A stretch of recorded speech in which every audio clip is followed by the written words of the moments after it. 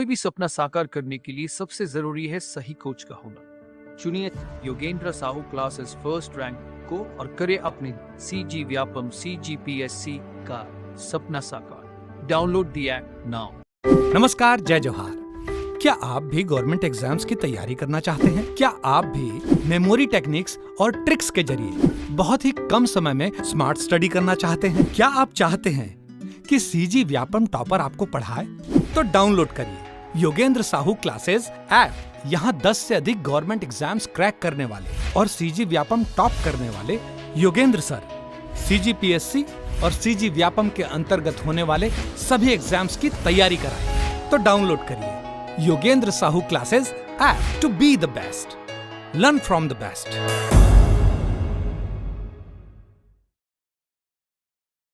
Compound अगर लेते हैं तो उसका सबसे छोटा पार्ट क्या कहलाता है? एटम्स।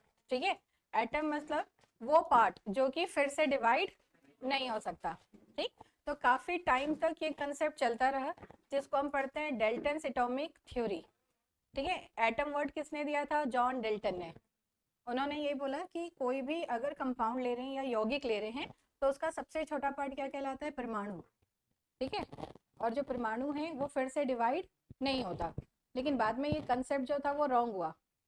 ठीक, किसमें टूटा? न्यूक्लियस और एनर्जी लेवल्स, जिसको बोलते हैं ऊर्जा स्तर। नाभिक और ऊर्जा स्तर में वो डिवाइड हुआ। ठीक है, नाभिक या न्यूक्लियस के अंदर क्या रहता है? प्रोटॉन और न्यूट्रॉन, है ना। ये अगर हम स्ट्रक्चर बना रहे एटम का तो ये न्यूक्लियस है जो क्या कंटेन करके रखे? न्यूट्रॉन और प्रोटॉन। और इलेक्ट्रॉन जो है एक सर्कुलर पाथ में, ठीक है, वृत्ताकार कक्ष में घूमते हैं जिसको हम क्या बोलते हैं? Energy level. ये एनर्जी लेवल ही क्या कहलाते हैं? इसी को ही बोलते हैं शेल या कोश, और इसी को ही बोलते हैं ऑर्बिट। ठीक, बेसिक कितना लेते हैं हम? 4, K, L, M और N। ठीक, फिर ये डिवाइड होता है किसमें? किसमें डिवाइड होता है ये? ऑर्बिटल्स में। इसको बोलते हैं कक्षक। ऑर्बिट माने कक्ष और ऑर्बिटल माने कक्षक। तो इलेक्ट्रॉन्स कहाँ पे प्रेजेंट होते हैं? मेन ऑर्बिटल्स में। ठीक है, और ये ऑर्बिटल्स क्या होते हैं? SPDF। क्या होते हैं? SPDF, जिसके आधार पे पूरे मेटल और नॉन मेटल को किसमें डिवाइड किया गया? पीरियोडिक टेबल या आवर्त सारणी में। किसके आधार पे उसको किए हैं वर्गीकृत? ऑर्बिटल के आधार पे, S, P, D और F। ठीक है, तो आपको यहाँ पता है कि न्यूक्लियस में न्यूट्रॉन और प्रोटॉन है। प्रोटॉन कौन सा चार्ज रखता है? पॉजिटिव। किसने उसकी डिस्कवरी की थी? उस दिन बताए थे? नहीं, चैडविक ने न्यूट्रॉन की किया था, गॉडस्मिथ। ठीक है, और इलेक्ट्रॉन की J.J. थॉमसन। कौन सा एक्सपेरिमेंट था जिसपे उन्होंने चार्ज निकाला था? E/m रेशियो निकाला था किसने? J.J. थॉमसन ने। ठीक है, कौन सा बोलते हैं? जो पुडिंग मॉडल है वो तो उसका स्ट्रक्चर बताने के लिए है। E/m रेशियो कौन सा एक्सपेरिमेंट है? Oil drop experiment. इससे उन्होंने क्या निकाला था? चार्ज या आवेश निकाला था किसका? इलेक्ट्रॉन का। इलेक्ट्रॉन का चार्ज कितना होता है? 1.6 × 10⁻⁻19 coulomb. It is a charge of electron. Proton में यही प्लस में रहेगा। ठीक है, अब न्यूट्रॉन को हम बोलते हैं कि न्यूट्रॉन जो है वो चार्जलेस है, आवेशहीन है। क्यों? क्यों न्यूट्रॉन क्यों चार्जलेस है? आवेश क्यों नहीं है किसी? हाँ, दोनों, कोई भी चीज अगर न्यूट्रल है इसका मतलब उसमें पॉजिटिव और नेगेटिव कैसे होंगे? इक्वल। तब वो क्या हो जाता है? न्यूट्रल, है ना। अभी आगे ही तुम्हारे एक चैप्टर में है न्यूक्लियर केमिस्ट्री है, जिसमें न्यूक्लियर फिजन और फ्यूजन पढ़ना है, नाभिकीय विखंडन और नाभिकीय संलयन। तो उसमें हम नाभिक के बारे में पढ़ेंगे, तो उसमें हम न्यूट्रॉन की स्टडी करते हैं। न्यूट्रॉन जो है जब टूटता है तो अपने में से अल्फा पार्टिकल भी निकालता है और बीटा भी। तो जो बीटा है वो निगेटिव चार्ज रखता है और अल्फा जो है पॉजिटिव चार्ज रखता है। जब न्यूट्रॉन जो है चार्जलेस है तो कैसे निकलेगा, है ना। तो हम अगर उसको ब्रेक करेंगे तो प्लस और माइनस दोनों निकलता है। और वैसे उसमें से न्यूक्लियस में से 36 सब एटॉमिक ऑर्बिट पार्टिकल्स निकलते हैं, 36। लेकिन इसमें से 3 ही स्टेबल है, जो स्थायी है उसी की हम स्टडी करते हैं। अगर अब फिजिक्स और आगे पढ़ो तो मेसॉन है, पॉजिट्रॉन है, न्यूट्रिनो है, एंटी न्यूट्रिनो है, ये सब क्या है, सारे पार्टिकल्स है। जब न्यूक्लियस टूटता है तो ये बाहर निकलते हैं, लेकिन ये बहुत शॉर्ट लाइव्ड है, बहुत थोड़ी देर के लिए ही रहते हैं, इसलिए हम इनकी स्टडी इसमें नहीं करते। लेकिन अगर आप न्यूक्लियर फिजिक्स या न्यूक्लियर केमिस्ट्री पढ़ोगे तब वहाँ पे आपको neutrino, anti neutrino, positron, electron, ये सब आपको पढ़ना है। क्लियर? तो अब अगर हम क्लासीफाई करते हैं सारे एलिमेंट्स को, ठीक है, तो कितने एलिमेंट्स नोन है, कितने एलिमेंट्स है अभी हैं, कितने तत्व बेटा, कितने तत्व अभी तक ज्ञात है, नोन एलिमेंट्स कितने हैं? 120 तक को कितने हैं नोन है, पता है हमको, ठीक है। उसमें से एटॉमिक नंबर 92, एटॉमिक नंबर क्या है? यूरेनियम। एटॉमिक नंबर क्या है? परमाणु क्रमांक किसको बोलते हैं? परमाणु क्रमांक किसको बोलते हैं? Number of protons. Number of protons क्या कहलाता है? एटॉमिक नंबर, ठीक है। एटॉमिक नंबर कितने कहाँ तक अभी तक पता है? 120 तक, जिसमें से 92 यूरेनियम तक गॉड गिफ्टेड है, सारे हमको पता है, ठीक। उसके बाद के जितने हैं उसको हम क्या बोलते हैं? Man made. ये क्वेश्चन कई बार आता है। 3 नाम है उसके, 93 से, नेपच्यूनियम से आपका पूरा जितने हैं वो मैन मेड है। फिर उसी को बोलते हैं आर्टिफिशियल एलिमेंट। नेचुरल एलिमेंट 92 तक, आर्टिफिशियल आफ्टर 92, फिर उसी को ही बोलते हैं ट्रांस यूरेनिक, यूरेनियम के बाद के, ठीक, सारे मैन मेड है। और कौन सी डिवाइस में बने उस दिन बताई थी? साइक्लोट्रॉन, ठीक है। किसने बनाया था? ईओ लॉरेंस ने। उन्हीं के ऑनर पे जो लास्ट एलिमेंट है 103, उसका नाम है लॉरेंशियम, LW, ओके, ठीक है। अब जब इतने सारे एलिमेंट्स जैसे 92 तक हमको पता है, तो अगर हमको उसकी स्टडी करना है तो हम उसकी स्टडी कैसे करते हैं? एक सिस्टमेटिक वे में करेंगे, क्योंकि जो चीज़ कम है हम उसको नॉर्मली हैंडल कर सकते हैं, बट जब उसकी क्वांटिटी लार्ज हो जाती है तो हम उसको क्या करते हैं? क्या करते हैं? क्लासीफाई करते हैं, ठीक है। जैसे क्या पहले कोई भी बच्चों को कैसे भी बिठा देते थे पढ़ाने के लिए, फिर धीरे धीरे क्या हुआ, जब क्वांटिटी बढ़ी तो एज के हिसाब से उनकी क्लासेस डिवाइड हुई, फिर एज के हिसाब से भी अगर बच्चे ज़्यादा हैं तो उनको सेक्शन में डिवाइड किया गया। सेम वैसे ही है कि जैसे जैसे एलिमेंट्स तो नेचर में प्रेजेंट थे, लोगों को पता थे, लेकिन टाइम टू टाइम उसको कैसे किया गया? क्लासीफाई किया गया, ठीक है। तो क्लासिफिकेशन अगर हम करते हैं, पीरियोडिक क्लासिफिकेशन, तो वो 2 बेसिस पे हुआ है। एक किसके बेस पे हुआ है? On the basis of atomic mass. First किसके आधार पे किया गया? परमाणु भार, ठीक है। तो अगर हम कोई भी एलिमेंट लिखते हैं E, तो नीचे पे लिखा जाता है Z, ऊपर पे लिखा जाता है A। A is the mass number, परमाणु भार, और Z इज एटॉमिक नंबर, परमाणु क्रमांक। तो जो परमाणु क्रमांक है वो क्या होता है? नंबर ऑफ प्रोटॉन, और मास नंबर क्या होता है? न्यूट्रॉन प्लस प्रोटॉन, ठीक है। तो नॉर्मली हम क्या बोलते हैं? Mass number is the double of atomic number, ठीक। तो जो क्लासिफिकेशन किया गया वो 2 बेसिस पे है। फर्स्ट है on the basis of atomic mass, और दूसरा किया गया on the basis of atomic number. जो एटॉमिक मास के बेस पे 3 क्लासिफिकेशन है।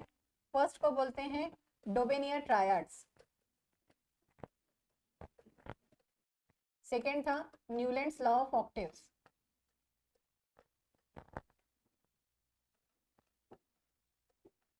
And third is Mendeleev periodic table.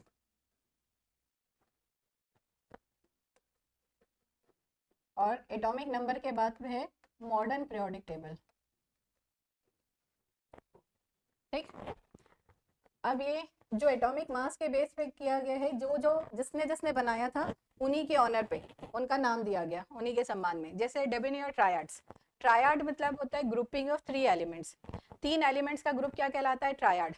तो उन्होंने क्या किया, जैसे पहले कोई भी चीज़ को बेचना रहता था, वेइंग मशीन नहीं थी तो ढेर बना बना के करते, अभी भी करते हैं गाँव में या जंगल में जाओ तो, है ना, ढेर बना के करते हैं। तो उन्होंने क्या किया, ग्रुपिंग बनाई 3-3 एलिमेंट्स की जिनके कैरेक्टर सिमिलर थे। किसने? डेबोनियर ने। और इस तरीके से उन्होंने सिर्फ 4 ही ट्रायड बनाया। तो 4 बनाया तो कितने एलिमेंट्स को क्लासिफाई किया? ओनली 12, ठीक है। जो 5वां बनाया था वो रिजेक्ट हो गया, तो उन्होंने सिर्फ 12 एलिमेंट्स को ही क्या किया? क्लासिफाई किया, वर्गीकृत किया, ठीक है। और उन्होंने उसके स्पेशल फीचर्स ये बताए कि जो 3 का ग्रुप है उसमें जो मिडिल का जो मास है, परमाणु भार है, वो पहले और तीसरे का औसत या एवरेज होगा। जैसे उनका जो फर्स्ट ट्रायड था वो था लिथियम, सोडियम और पोटेशियम था। तो उन्होंने बोला कि जो सोडियम का परमाणु भार था वो लिथियम और पोटेशियम का एवरेज होगा, ठीक। और जो फिफ्थ ट्रायड बनाया था वहां पे वो उनका खुद का कॉन्सेप्ट रॉन्ग हो गया, तो ये क्या हो गई, रिजेक्ट। ठीक है, पूरा एटॉमिक मास वाला पूरा रिजेक्टेड है, जो एक्सेप्टेड है वो है मॉडर्न पीरियोडिक टेबल। सेकंड आता है Newlands law of octaves. Octaves मतलब होता है ग्रुप ऑफ 8 एलिमेंट्स, 8 तत्वों का समूह क्या कहलाएगा, ऑक्टेव्स। और 3 का क्या कहलाएगा, ट्राइड, ट्राई माने 3। ठीक है, तो इन्होंने क्या किया, जितने एलिमेंट्स उस टाइम नोन थे, और इनके टाइम पे थे 56 एलिमेंट्स नोन थे, पता कितने का था, सिर्फ 56 का। तो उन्होंने 56 एलिमेंट्स को एक ग्रुप में क्या किया, अरेंज किया। ठीक है, और उन्होंने बोला कि जो फर्स्ट एलिमेंट है उसके कैरेक्टर 8th के सिमिलर होंगे। जैसे यहाँ पे उन्होंने लिया lithium, beryllium, boron, carbon, nitrogen, oxygen, fluorine, neon, then sodium, magnesium, ये लिया उन्होंने। तो इन्होंने बोला जैसे म्यूजिक में कितने नोट्स होते हैं, 7 है ना, सारे गामा पाधा, फिर से 7 होता है। सेम इन्होंने बोला कि ये जैसे हमने ले रहे हैं कितना है, 1 1 2 3 4 5 6 7, 8th जो है वो किसके सिमिलर होगा। ठीक है, सेम है, बेरिलियम की प्रॉपर्टी किसके सिमिलर होगी, मैग्नीशियम के। ठीक है, और किसके बेसिस पे इसको क्लासिफाई किया, म्यूजिकल नोट्स के बेस पे, और कितने का ग्रुप बनाया, 8 का। ठीक है, इसके बाद हम लेते हैं पोटेशियम है और कैल्शियम है। अब यहाँ तक ये करेक्ट था, सो कैल्शियम के बाद ये रिजेक्ट हो गया। कैल्शियम का मास कितना होता है, 40, और ये किस पे बेस था, मास पे। इन्होंने बोला कि फर्स्ट ये जो था कैल्शियम के बाद लॉ को फॉलो नहीं किया। दूसरा इन्होंने बोला कि नेचर में सिर्फ 56 एलिमेंट्स ही रहेंगे, इसके बाद कोई भी नया एलिमेंट डिस्कवर नहीं होगा। ठीक है, तो अभी तो 120 तक है, तो ये भी क्या हो गया, रिजेक्ट। सिर्फ कहाँ तक एप्लीकेबल था, कैल्शियम तक, मास 40 तक, क्योंकि ये मास पे बेस्ड है तो हमको नंबर की स्टडी नहीं करनी है। आ गया। अब थर्ड जो था, थर्ड को क्या बोलते हैं, मेंडलीफ पीरियोडिक टेबल।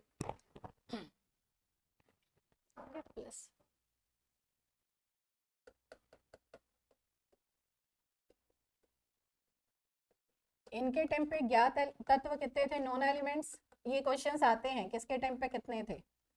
सबसे ज्यादा जो बेसिक है वो मेंडलीफ पीरियोडिक टेबल है। उन्होंने हर चीज सही की थी लेकिन किसी का रीजन नहीं बताया था, है ना। तो कैसे हो सकता है ऐसे, जब चीटिंग करते तभी तो होता है ना। तो इन्होंने सारा बेसिक जो मॉडर्न का है इनका पूरा वही है, लेकिन एक्सप्लेनेशन नहीं था। ठीक, इनके टाइम पे कितने एलिमेंट्स नोन थे, 63। तो जितने तत्व थे उनको उन्होंने कुछ हॉरिजॉन्टल या क्षैतिज क्या बोलेंगे, हाँ, और वर्टिकल, वर्टिकल और हॉरिजॉन्टल, है ना। ठीक है, वर्टिकल माने ऊर्ध्वाधर और ये क्षैतिज खंडों में उन्होंने उसको विभाजित किया। ठीक, तो जो लेफ्ट टू राइट होता है उसको उन्होंने बोला पीरियड या आवर्त। ठीक है, पीरियड बोला, और वर्टिकल को उन्होंने क्या बोला, ग्रुप। ठीक, तो फर्स्ट टाइम जो 63 एलिमेंट्स थे वो सिस्टमेटिकली अरेंज हुए, कुछ हॉरिजॉन्टल और कुछ वर्टिकल्स में। तो जो पीरियड उन्होंने बनाया वो उन्होंने बनाया 7 पीरियड। ठीक, और ग्रुप्स कितने बनाए, 8। ठीक है, 0 to 7, 0 1 2 3 4 7 करोगे तो टोटल कितने ग्रुप्स आएंगे, 8। तो जितने एलिमेंट्स उस टाइम नोन थे उन्होंने उसको उसमें अरेंज किया, और हर एक ग्रुप को सब ग्रुप में डिवाइड किया, सब ग्रुप ए और सब ग्रुप बी। जैसे फर्स्ट ग्रुप है तो फर्स्ट ग्रुप को 2 पार्ट में डिवाइड किया, सब ग्रुप ए और सब ग्रुप बी। तो फर्स्ट इसका यूटिलिटी क्या थी, यूटिलिटी मीन्स उपयोगिता। फर्स्ट ये था कि फर्स्ट टाइम इतने सारे एलिमेंट के सिस्टमेटिक ऑर्डर में इनको अरेंज किया गया था। इससे पहले कैसा था, ग्रुप बना बना के करा था। फर्स्ट टाइम क्या हुआ, जितने एलिमेंट थे उनको सिस्टमेटिकली अरेंज किया गया। ठीक, सेकंड उन्होंने क्या बताया, prediction of new elements, prediction of new elements. Prediction मतलब भविष्यवाणी। ठीक है, उन्होंने पहले से ही प्रिडिक्ट किया कर लिया था, भविष्यवाणी की थी, और उसके लिए उन्होंने 3 जगह खाली छोड़ी थी। 3 जगह पीरियोडिक टेबल में उन्होंने खाली छोड़ी थी, और उन्होंने बोला था कि इनकी अभी डिस्कवरी होना बचा है, और पूरे कैरेक्टर्स बता दिए थे, लेकिन उस टाइम वो डिस्कवर नहीं हुए थे। और डिस्कवर नहीं हुए थे इसलिए उन्होंने उसका नाम रखा था, एक का नाम रखा था एका बोरॉन, एक दूसरे का था एका सिलिकॉन, और एका एल्यूमिनियम। ए का एल्यूमिनियम और था ए का सिलिकॉन। ये 3 जगह उन्होंने छोड़ दी थी, ठीक है, और सारे कैरेक्टर्स बता दिए थे। बाद में साइंटिस्ट लोग ने उसको डिस्कवर किया और उसके कैरेक्टर्स, उन मेटल के कैरेक्टर बिल्कुल सिमिलर थे किसके, मैंडलीफ के, ठीक है। तो जो बाद में डिस्कवर हुआ वो था एटॉमिक नंबर 21 स्केडियम, फिर एटॉमिक नंबर 31 गैलियम और एटॉमिक नंबर 32 जर्मेनियम। ये 3 जो थे ये किसके बाद आए, मैंडलीफ की प्रेडिक्शन के बाद। कौन कौन से, स्कैडियम, गैलियम और जर्मेनियम, 21, 31 और 32, ये 3 एलिमेंट्स जो थे वो बाद में डिस्कवर हुए किसके बोलने के बाद, मैंडलीफ के। आ गया। थर्ड इसकी यूटिलिटी ये है, calculate the doubtful atomic mass.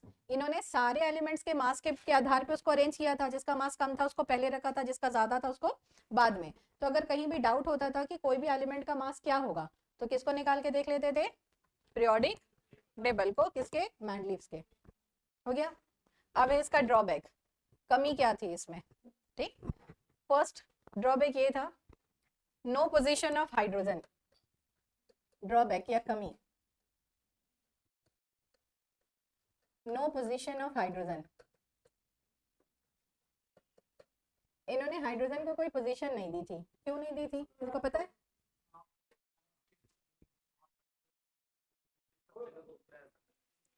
ऐसी मर्जी होती है? नहीं, इन्होंने उसको आवारा ही बोला, आवारा ही बोला कि हाइड्रोजन को कोई पोजीशन नहीं दी उन्होंने। उन्होंने ये बोला कि हाइड्रोजन जो है उसके लास्ट, उसका एटॉमिक नंबर 1 है। कितने इलेक्ट्रॉन है, 1।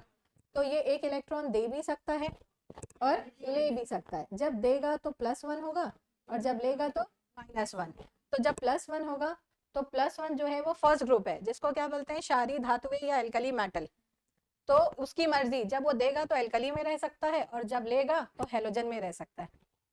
अरे हेलोजन कौन सा ग्रुप है, हा? नहीं, फिर नोबल गैस क्यों बोल रहे हैं?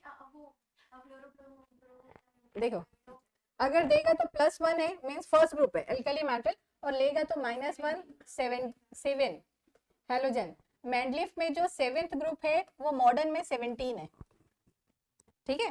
तो हाँ, तो कितना होगा आपका 7th ग्रुप।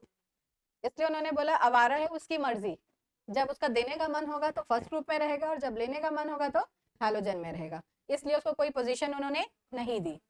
सेकंड था, no position of isotopes. No position of isotopes, isotopes के लिए भी इन्होंने कोई जगह नहीं दी, ठीक है।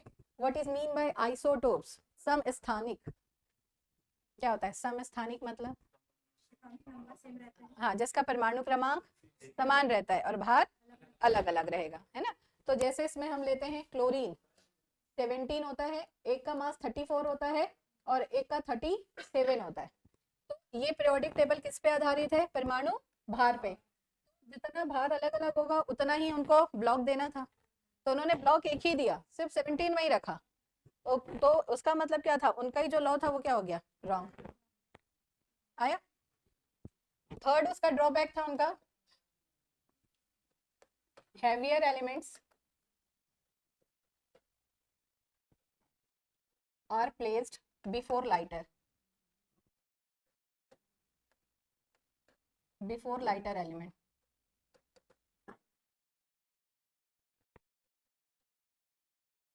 मतलब जो भारी तत्व थे उनको उन्होंने पहले रखा और हल्के को बाद में रखा, जबकि वो किस पे आधारित है, जिसका परमाणु भार कम है वो पहले रहेगा और जिसका ज्यादा है वो बाद में रहेगा, ठीक है। लेकिन उन्होंने क्या किया, जो भारी था उसको पहले रखा और जो हल्का था उसको बाद में रखा। जैसे इनका था एग्जाम्पल है ऑर्गन और पोटेशियम, ठीक है। इसका मास था 39.9 और इसका है 39.1, ठीक है।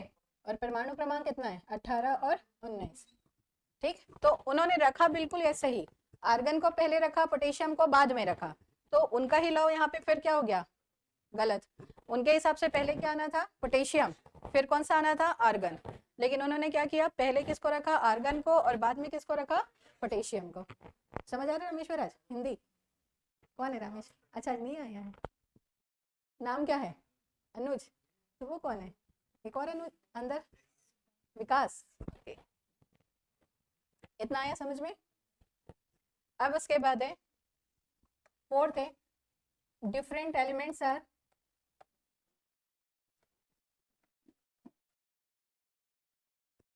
Are placed similar group. ठीक है, ऐसे तत्व जिनका क्या चीज कैरेक्टर्स अलग अलग था उनको एक ही ग्रुप में उन्होंने रख दिया। जैसे उन्होंने फर्स्ट ग्रुप बनाया तो फर्स्ट ग्रुप में उन्होंने यहाँ पे रखा लिथियम, सोडियम, पोटेशियम। ठीक है, अब सब ग्रुप बी पे उन्होंने रखा कॉपर, सिल्वर और गोल्ड। ठीक, उनके टाइम पे तो ये सारा यहाँ पे क्या था, lithium, sodium, potassium soft metal है, ये पूरी हार्ड मेटल है, ये बहुत ज्यादा रिएक्टिव है, ये पूरी लेस रिएक्टिव है, इसीलिए ये कॉस्टली है। उस दिन भी बताया था ना कि कॉपर, सिल्वर, गोल्ड कॉस्टली क्यों है, क्योंकि इनकी रिएक्टिविटी बहुत कम है, अगर हम इनको कितने भी साल रखें तो इनमें कोई कमी नहीं आती। ठीक है, और लिथियम, सोडियम, पोटेशियम तो इतने ज्यादा एक्टिव है कि इनको हमको किस में रखना पड़ता है, मिट्टी के तेल में, नहीं तो अगर बाहर निकालेंगे तो ये क्या करते हैं, फायर कैच करते हैं। अरे इतना आ गया समझ में?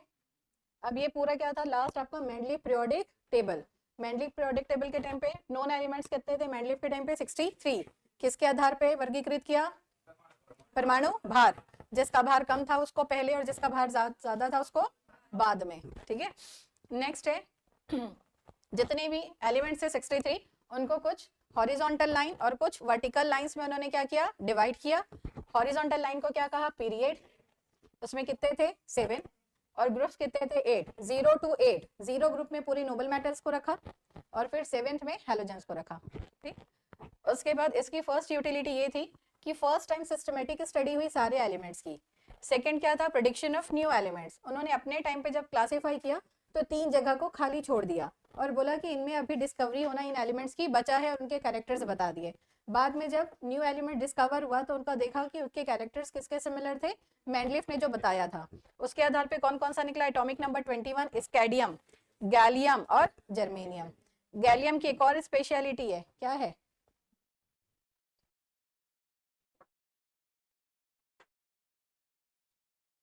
हल्की धातु है। ठीक है, उसके बाद उसका है ड्रॉबैक। फर्स्ट ड्रॉबैक क्या था, no position of hydrogen. Hydrogen के लिए उन्होंने कोई जगह नहीं दी थी। क्या बोला था कि अगर वो एक इलेक्ट्रॉन अपना देगा तो फर्स्ट ग्रुप में रहेगा क्षारीय धातुओं में, अगर एक इलेक्ट्रॉन लेगा तो -1 रहेगा, किस में रहेगा, हैलोजेंस में। नेक्स्ट क्या था, नो पोजीशन ऑफ आइसोटोप्स।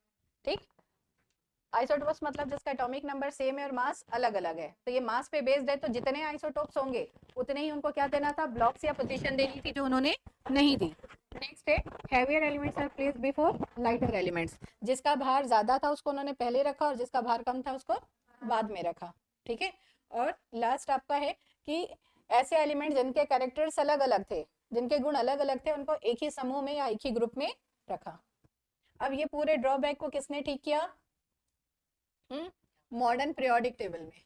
ठीक है, इसमें आया मॉडर्न पीरियोडिक टेबल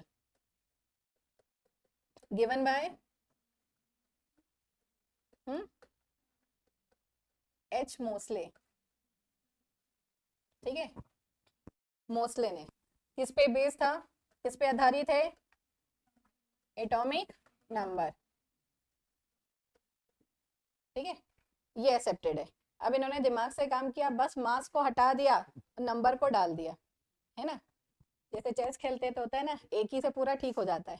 उन्होंने मास को हटा के नंबर को डाल दिया और जितने सब ग्रुप थे, जैसे उन्होंने सब ग्रुप ए और बी बनाया था, तो जितने सब ग्रुप बी थे उसको पूरे को डी में डाल दिया। ओके, तो यहाँ पे है राइट हैंड साइड पे हम कौन सा लिखते हैं, P block. Okay, left hand side पे हम क्या लिखते हैं, एस ब्लॉक, और मिडिल पे क्या लिखते हैं, डी ब्लॉक। ये बेसिक स्ट्रक्चर है आपके किसका, मॉडर्न पीरियोडिक टेबल का। ये एस ब्लॉक हो गया, 2 ग्रुप है, 2, और यहाँ पे कितने आएंगे 6, और बीच में कितने आएंगे 10। ये आएगा आपका डी ब्लॉक। ठीक है, इसमें टोटल कितने आएंगे 10। तो ये फर्स्ट ग्रुप, ये सेकंड ग्रुप, फिर 3rd to 12 डी रहता है, फिर 13, 14, 15, 16, 17 एंड 18। तो इनके टाइम पे कितने ग्रुप्स थे, मॉडर्न में है 18 ग्रुप्स, पीरियड सेम है जितना कि किसमें था, मेंडलीफ में 7। ठीक, अब हमको पता है कि इन्होंने फर्स्ट जैसे उसका ड्रॉबैक था, क्या ड्रॉबैक था, नो पोजीशन ऑफ हाइड्रोजन, तो हाइड्रोजन के पास एक इलेक्ट्रॉन है इसलिए उसको कौन सी पोजीशन दिए, फर्स्ट। ठीक है, फिर सेकंड क्या था वहां पे, ड्रॉबैक क्या था, नो पोजीशन ऑफ आइसोटोप्स, तो वहां पे मास अलग अलग था, नंबर सेम था, तब यहाँ पे कितने भी आइसोटोप्स हो नंबर तो सेम है, तो एक ही ब्लॉक दिया। ठीक है, थर्ड था कैल्शियम और आर्गन का, तो आर्गन के पास 18 इलेक्ट्रॉन है और पोटेशियम के पास 19, तो आर्गन ही पहले आएगा और पोटेशियम बाद में, मतलब नंबर उन्होंने कर दिया तो पूरा जो ड्रॉबैक था वो क्या हो गया, सही है गया। तो इसको बोलते हैं basic structure of modern periodic table. बाद में डिस्कवरी किसकी हुई, एफ ब्लॉक की, तो वो नीचे पे ही दिया गया क्योंकि मेन बिल्डिंग जो थी वो बन गई थी, तो उसके बाद नीचे पे आया आपका 4F और 5F। ठीक है, अब ये बोलते हैं जैसे हमारे पास एटॉमिक नंबर 120 डिस्कवर हुआ है मान लो, ठीक है, तो उसको डी में जाएगा कि एफ में जाएगा,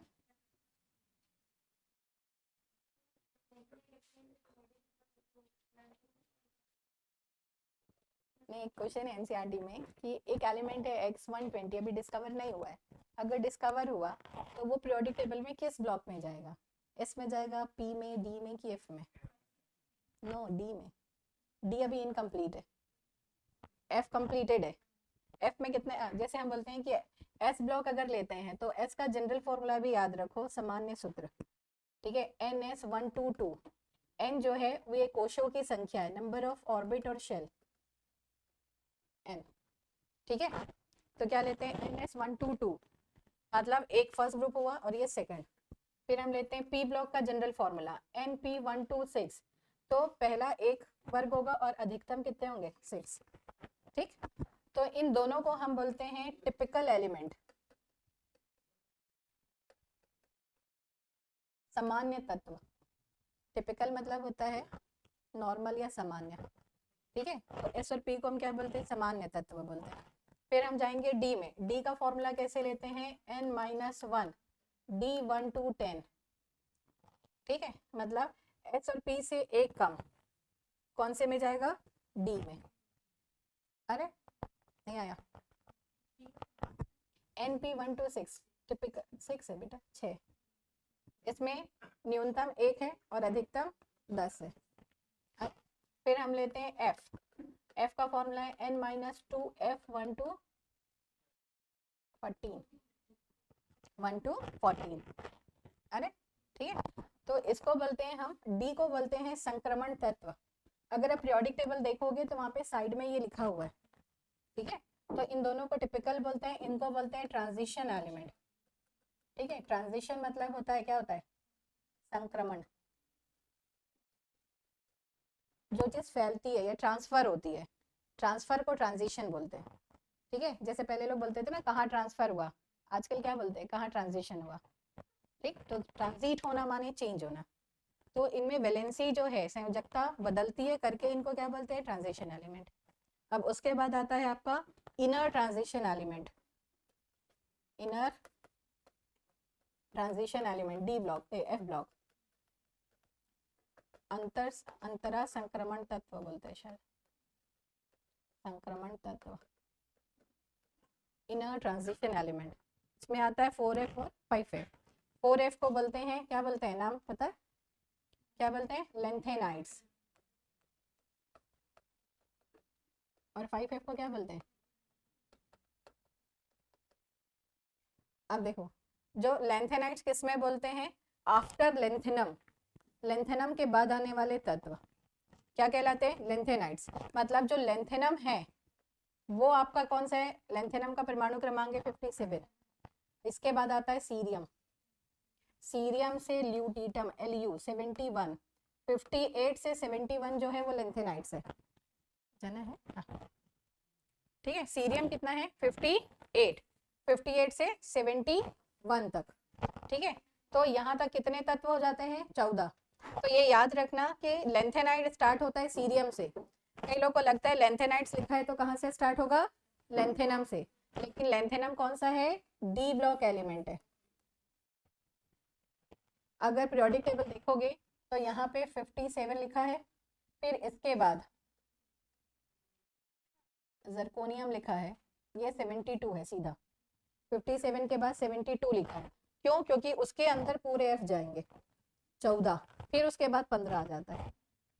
अरे तो after lanthanum is called lanthanides. तो जैसे ऑप्शन में क्वेश्चन आता है कि लेंथेनाइट कौन से तत्व से स्टार्ट होता है, लेंथेनाइट्स, तो कहाँ से स्टार्ट होता है? सीरियम से, not a lanthanum. Lanthanum is a D block elements. Same है अगर हम एक्टिनियम लेते हैं तो ये स्टार्ट होता है actinide, after actinide, actinide sorry actinium, actinium का एटॉमिक नंबर है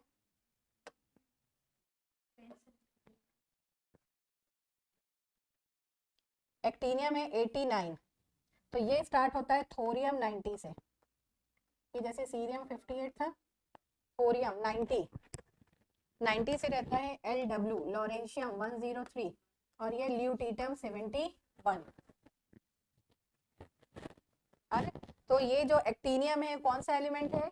ई ब्लॉक। आफ्टर एक्टिनियम क्या आएगा? थोरियम है, ठीक है, ये एक्टिनाइट्स है, ठीक है। अब इसके बाद अब यहाँ पे अगर आप लेते हो तो जर्कोनियम के बाद एक और आता है HF, हाफनियम बोलते हैं। तो ये याद रखना, पूरे पीरियोडिक टेबल में जर्कोनियम Z और HF both are known as twins element, जुड़वा तत्व कहलाते हैं। ट्विन्स एलिमेंट क्यों कहलाते हैं? क्योंकि इनका जो आकार है बराबर रहता है। कोई भी चीज ट्विन्स कब रहती है? जब उनका शेप साइज कैसा रहे? सेम रहे। तो ZR और HF जो है उनका आकार कैसे रहता है? बराबर रहता है, इसलिए इनको क्या बोलते हैं? ट्विन्स एलिमेंट या जुड़वा तत्व। Hafnium HF।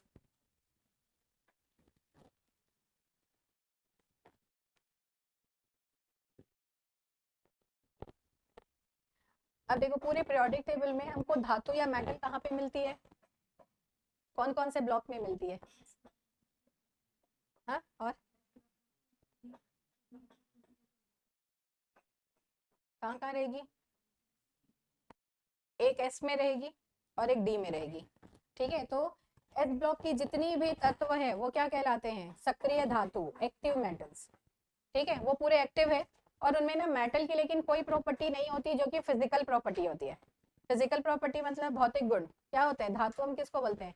9 तक अपन कैसे पढ़ते हैं? 10 तक, जो ठोस हो, जो क्या हो, जिसमें धात्विक चमक हो, हाँ, जिसपे तन्यता हो, और क्या होता है? मैलिएबल को क्या बोलते हैं? गलनीय हो, है ना, मतलब जो कि सोनोरस हो, डक्टाइल हो, और कैसे हो?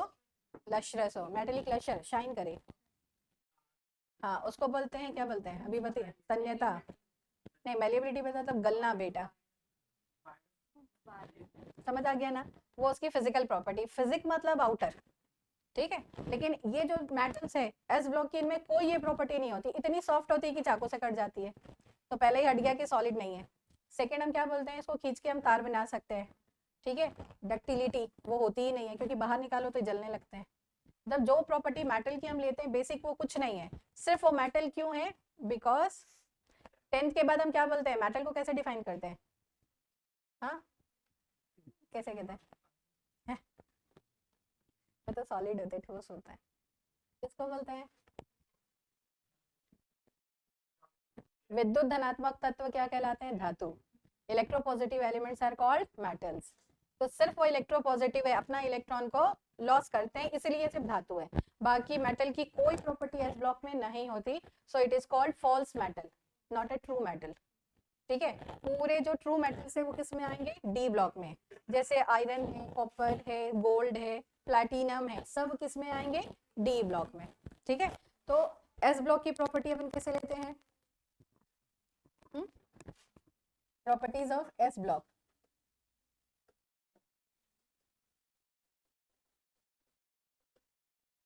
एस ब्लॉक एलिमेंट, ठीक है। फर्स्ट क्या है?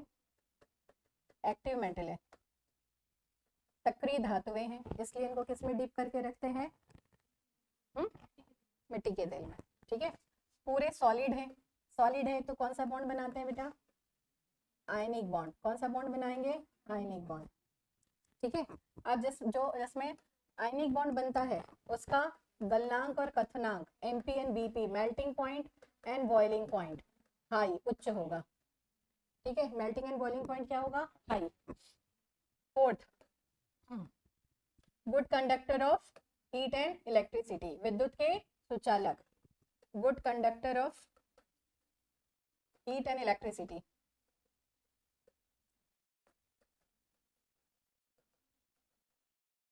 ठीक। And behave as an strong reducing agent,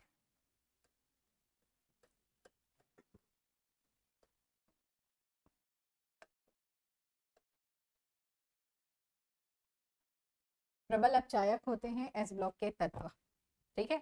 अगर धातु है तो वो क्या होंगे, अपचायक। What is mean by reducing agent, अपचायक किसको बोलता है?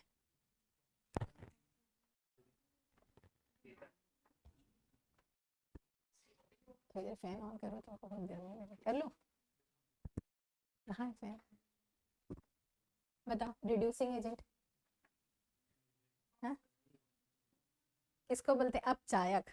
जैसे पूरे पीरियोडिक टेबल या पूरे केमिस्ट्री में सबसे स्ट्रॉन्गेस्ट रिड्यूसिंग एजेंट क्या है?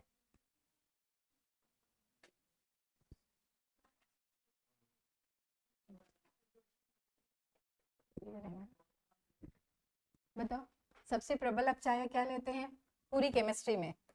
LiAlH4 प्रबलतम अपचायक है, लिथियम एल्युमिनियम हाइड्राइड, ठीक है। हाँ देखो, अगर हम जब रासायनिक अभिक्रिया पढ़ते हैं, केमिकल रिएक्शन, ठीक है, उसमें एक होता है ऑक्सीडेशन या ऑक्सीकरण, ठीक है, क्या बोलते हैं इसको, ऑक्सीकरण। और दूसरा क्या पढ़ते हैं, अपचयन, रिडक्शन,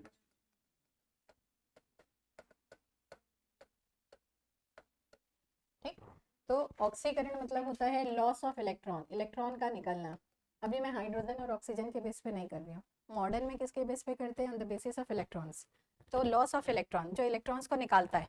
तो अभी हमने पढ़ा कि एस ब्लॉक में जैसे हमने सोडियम लिया, सोडियम का परमाणु क्रमांक कितना है, 11, 281। तो ये अपने स्थायित्व के लिए एक इलेक्ट्रॉन को क्या करेगा, देगा। तो इलेक्ट्रॉन का लॉस किया और किस में कन्वर्ट हुआ, Na प्लस में, 28, है ना। सोडियम धातु क्यों है, क्योंकि वो अपने एक इलेक्ट्रॉन को बाहर निकालती है। निकाली तो कौन सा आयन बना, धनात्मक, मतलब कौन सा नेचर हुआ, विद्युत धनात्मक, इसलिए वो धातु है। अरे तो इलेक्ट्रॉन को लॉस किया तो अभिक्रिया कौन सी हुई, ऑक्सीकरण। और जो ऑक्सीकृत हो जाता है वो कैसे व्यवहार करता है, अपचायक की तरह, रिड्यूसिंग एजेंट। जिसमें ऑक्सीकरण होता है वो अपचायक होता है, और जिसमें अपचयन होता है वो ऑक्सीकारक होता है। अरे अब जैसे हम ले रहे हैं रिडक्शन, रिडक्शन मतलब होता है गेन ऑफ इलेक्ट्रॉन, इलेक्ट्रॉन्स का लेना, ठीक है। इलेक्ट्रॉन्स को कौन लेता है, जितनी भी नॉन मेटल्स है और धातु, वो सारी गैसेस होती है। जैसे हम क्लोरीन लिए 17, 287, अपने अष्टक को पूर्ण करने के लिए एक इलेक्ट्रॉन को ये लेगा, लेगा तो Cl माइनस में कन्वर्ट हो गया, कितना हो गया, 288, ठीक है। तो क्लोरीन क्यों अधातु है, क्योंकि वो एक इलेक्ट्रॉन्स को लेती है, तो विद्युत ऋणात्मक हुई। जो भी विद्युत ऋणात्मक है वो नॉन मेटल्स है, मींस अधातु है, और जितने में पॉजिटिव चार्ज है वो धातु है, ठीक है। तो जिसमें अपचयन हो रहा है वो कैसे व्यवहार करेगा, ऑक्सीकारक, ठीक है। तो जितने हैलोजेंस है वो पूरे क्या होते हैं आपके, ऑक्सीकारक। तो पूरे पीरियोडिक टेबल में फ्लोरीन जो है वो प्रबल ऑक्सीकारक है, अरे, और पूरे पीरियोडिक टेबल में लिथियम जो है वो प्रबल अपचायक है। मतलब जितने भी आपके एस ब्लॉक के तत्व हैं वो पूरे क्या है, प्रबल अपचायक। आगे समझ में, ये प्रॉपर्टी किसकी थी, पी ब्लॉक की। अब सॉरी एस ब्लॉक, अब नेक्स्ट है पी ब्लॉक, ठीक हो गया, कुछ समझना है इसमें। प्रबल अपचायक कौन सा है, लिथियम, ठीक। ये पूरा आ गया समझ में। अब है properties of P block element.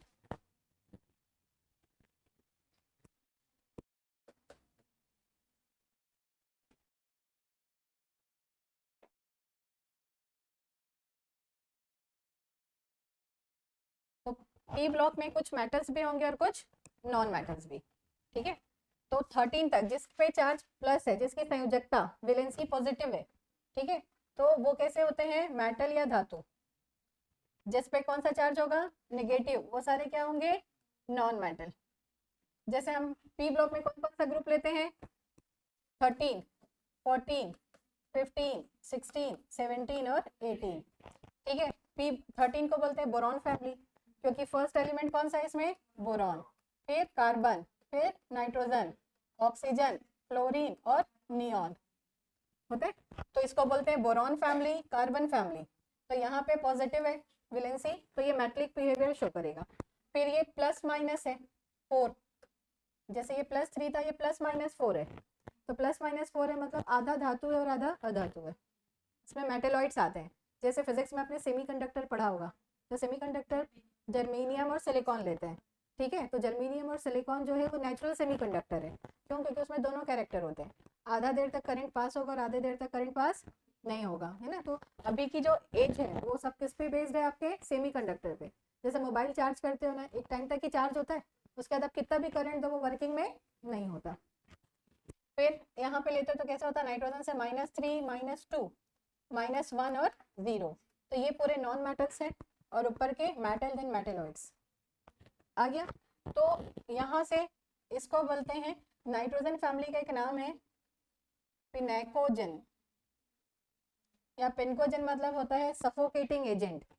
Suffocation समझते हो, हाँ, मतलब जो दम घुटने वाली गैसेस होती है उसको क्या बोलते हैं, सफोकेशन, है ना। तो वो है 15 ग्रुप। फिर हम लेते हैं 16 ग्रुप। 16 ग्रुप को बोलते हैं कैल्कोजन। कैल्कोजन मतलब होता है ओर फॉर्मिंग एलिमेंट।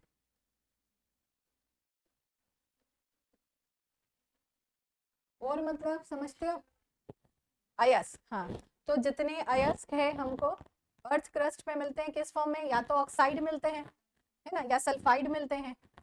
जितने भी हम मेटल या धातु निकालते हैं अर्थ से, किस फॉर्म में रहते हैं, या तो कार्बोनेट है, सल्फाइड है, या फिर ऑक्साइड है। तो ये इनसे आपका ये क्या कहलाएगा, कैल्कोजन। तो अर्थ में सबसे ज्यादा कौन सी गैस मिलती है, ऑक्सीजन, और एटमॉस्फेयर में नाइट्रोजन। ठीक है, फिर फ्लोरीन को बोलते हैं हैलोजन। क्या बोलते हैं, हैलोजन। हैलोजन मतलब होता है, क्या होता है, सॉल्ट फॉर्मिंग एलिमेंट, लवण बनाने वाले तत्व है, सॉल्ट फॉर्मिंग एलिमेंट। और लास्ट ये कहलाती है नोबल मेटल्स, निष्क्रिय धातुएं, नोबल मेटल्स और inert gas. What is mean by noble, मैं नोबल की मीनिंग पूछ रही हूँ।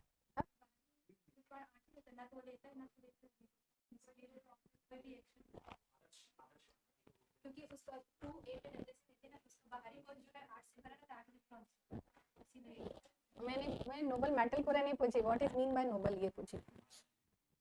नहीं, प्रीशियस, बहुमूल्य, इसकी क्वांटिटी कम रहती है वही प्रीशियस होता है। तो ये इनका थर्ड नाम है रेयर गैसेस, बहुत कम मिलती है। हीलियम जो फर्स्ट है वही अर्थ पे नहीं है, सन पे। ठीक है, तो ये सारी मेटल्स जो रहती है उनकी क्वांटिटी बहुत कम है, तो इसलिए उनको क्या बोलते हैं, रेयर मेटल्स या रेयर गैसेस।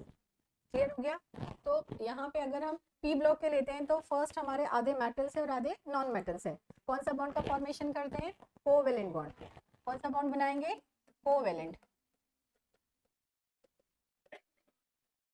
मोस्टली क्या होते हैं, सॉलिड भी होते हैं, लिक्विड भी होते हैं और गैस भी होते हैं। तीनों किस में मिलते हैं, पी ब्लॉक में। ओके, नेक्स्ट है एमपी और बीपी लो होगा। एमपी एंड बीपी क्या होगा इनका, लो। और क्या होंगे, गुड कंडक्टर की bad conductor, bad conductor of heat and electricity, कुछ अलग होंगे, bad conductor of heat and electricity. Exception क्या है, अपवाद बताओ, हाँ बताओ। नहीं, नॉर्मली तो बेड कंडक्टर है, कंडक्टर कौन सा होगा, कॉपर का, नहीं बताओ तो मेटल है। कार्बन के अपर रूप पढ़े हो, allotropes of copper, A carbon, graphite. ठीक है, ग्रेफाइट जो है वो गुड कंडक्टर है हीट और इलेक्ट्रिसिटी का। सेकेंड उसकी क्या प्रॉपर्टी है ग्रेफाइट की, क्या होता है, पढ़े हो, graphite is a grease. Grease का काम क्या है, लुब्रिकेशन।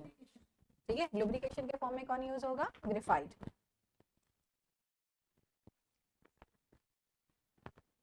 एक नॉन मेटल है जो कि लिक्विड है, वो कौन सी है, ब्रोमीन। ओके, आ गया समझ में ये। हीलियम नियॉन तो अब जैसे अपन यहाँ पे लेते हैं 18 ग्रुप्स में कौन कौन सा लेते हैं हम? हीलियम, नियॉन, आर्गन, क्रिप्टन और जेनॉन। तो इनको हम अक्री गैस इसलिए बोलते हैं क्योंकि किसी के भी साथ अभिक्रिया नहीं करता, लेकिन रेडॉन जो है एक अकेला एलिमेंट है जो कि यौगिक का निर्माण करता है, कंपाउंड बनाता है।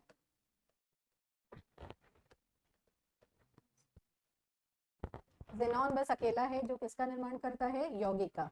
बाकी कोई नहीं बनाते। क्यों? क्योंकि इनकी क्या है, इनका अष्टक क्या है? कंप्लीट है। हम किसी के साथ रिएक्ट कब करते? जब हम कैसे हो? इनकम्प्लीट हो, या फिर ज्यादा हो। नहीं, ज्यादा खा लेते तो उल्टी कर देते है ना। जब तक पेट भरा नहीं रहता तब तक घूमते हैं, है ना, कहाँ से मिल जाए खा ले फिर सो जाए। तो भैया वैसे ही ये सोए हुए हैं क्योंकि इनका पेट भरा हुआ है। तो जेनॉन का साइज जो है वो सबसे बड़ा है, तो इसे खींच के इसे इलेक्ट्रॉन को बाहर निकालते कुछ तो काम कर, है ना। जैसे सोए रहते तो मम्मी लोग उठाते हैं ना, उठ कब तक सोएगा, वैसे ही है इसमें। जेनॉन जो है इसको इलेक्ट्रॉन्स को बाहर निकालते हैं तब ये रिएक्टिव होता है, बाकी सबको जरूरत नहीं है। ठीक है, अब नेक्स्ट आते हैं properties of D block. D और एफ की प्रॉपर्टी सेम है। लास्ट टॉपिक है डी ब्लॉक, है ना। इसके बाद ओवरफ्लो हो जाएगा। ठीक है, बहुत है आज के लिए थोड़ा खाएंगे तो डाइजेस्ट अच्छे से होगा, नहीं तो वही वॉमिट कर दोगे, उल्टी कर दोगे, ज्यादा पढ़ा दोगे। समझ आ रहा है ना? Properties of D block elements.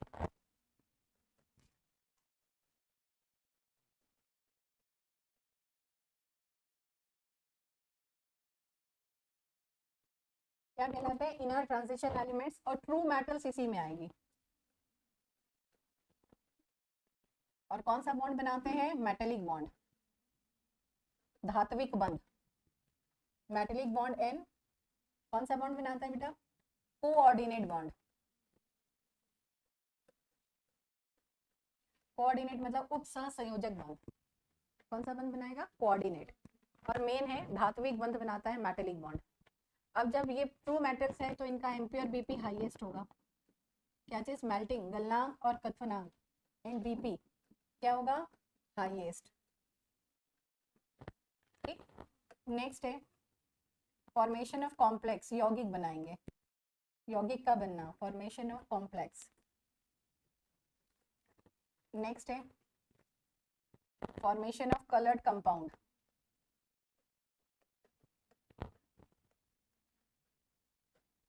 रंगीन यौगिक बनाएंगे। जैसे प्रैक्टिकल तुम लोगों ने अगर किया होगा, कॉपर ब्लू होता है, आयरन रेड होता है ना। अगर कोबाल्ट लेंगे तो ग्रीन होता है ना। तो वहां पे कलर्ड कंपाउंड का फॉर्मेशन करते हैं, मीन्स रंगीन यौगिक बनाते हैं। फिर है show variable valency. Variable valency मतलब परिवर्ती संयोजकता भी ये बताते हैं। वेरिएबल मीन्स परिवर्ती, ठीक है। वैलेंसी मीन्स संयोजकता। तो जैसे हम बोलते हैं कॉपर, कॉपर की दो वैलेंसी होती है, +1 और +2। तो +1 है तो क्या बोलते हैं? क्यूप्रस। और +2 है तो क्यूप्रिक। वैसे ही आयरन +2 है तो फेरस, और +3 है तो फेरिक।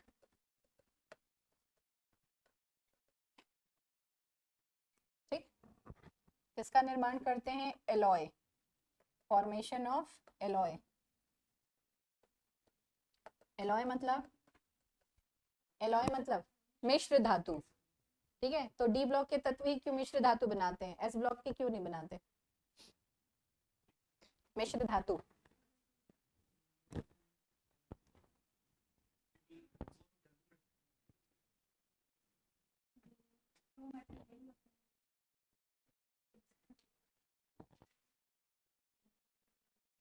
डी ब्लॉक के तत्व जो है मिश्र धातु क्यों बनाते हैं? जैसे bronze, stainless steel, German silver, है ना।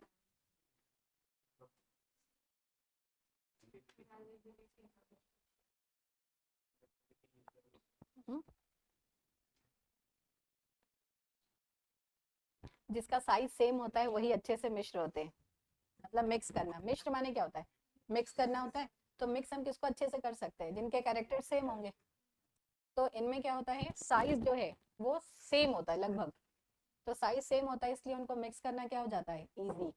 जैसे हम रोड बना रहे हैं, है ना, या सीमेंट और रेत को मिलाते हैं तो उसका लिक्विड कैसा दिखता है? इक्वल दिखता है।